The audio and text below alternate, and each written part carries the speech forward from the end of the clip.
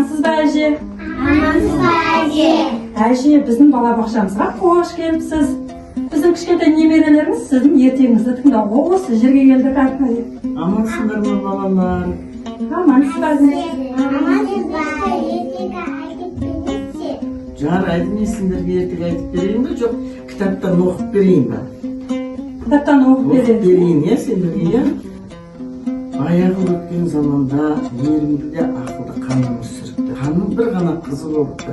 Ханның қызын да Қаншайым деп атаған. Түсіндің ба? Сол қатыгез болыпты дейді, сұлу өлдім, бірақ қатыгез болыпты. Хандықтың әдемінде көрікті күміс гүлге толы гүлзар бағы болды. Bir күні хан әдемі гүлзарына сүйсіне қарап тұрып, мен үшін дүниеде сұлулығы күміс гүліне тең келер нәрсе жоқ депті да енді. Гүлдерге қарап қызығып, ырза болып айтыпты ғой. Сөйтсе сонда бұл сөзді естіп бойында қызғаныш сезім оянған кербездей тәкаппар Қаншайым нөкерлеріне айтыпты. Өсіп тұрған гүлдің бәрінің көзін құртыңдар, отан өртеңдер, бұл жерде бірде-бір күміс гүлі қалмасын деп бұйрық беріпті. Қызғанып кеткен ғой енді папасының айтқан сөзін. Хан оның папасы. Сонда көздің жауын алып қараған адамның көңілін көтеретін күміс гүлін ерекше жақсы көретін нөкерлері амалсыздан бұйрықты орындауға кіріседі. Нөкерлерінің бірі Қаншайымға көрсетпей, күміс гүлдің бір түрін тауға апарып егеді дейді. Жасырып егіп қояды тауға апарып егеді. Қимайды енді. Гүлдің ешқандай кінәсі жоқ қой оның енді. Оның Құдайдың табиғаттың сұлулығы оған берген. Әдемі гүлді де енді. Жұрт қызықсын, қарасын, иісі де оның әдемі болады соны.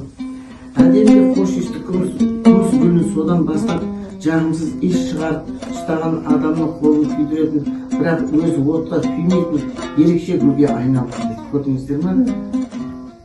Енді анау әдемі гүлді, анандай адамдарды сондай опасыздығынан, жаңа қыздың іштарлығынан бәрін құртқызғаннан кейін ол өзінің сұлулығын бәрін жоғалтыпты да, иісі жаман, сондай қатты нашар гүлге айналыпты дейді. Бірақ сұлулығын дейді, сол қалпында сақтап көрген адамның қолы жетпес көз қуанышы болып, тау бөктерінде өседі екен.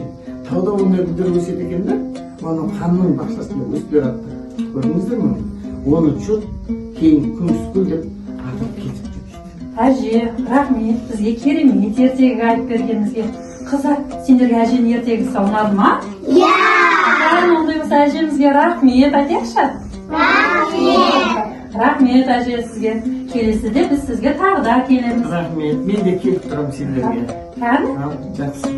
Әжелермен қоштасайық онда, балалар? Сау болыңыз! Аман болыңыз әже. Рахмет сізге көп-көп.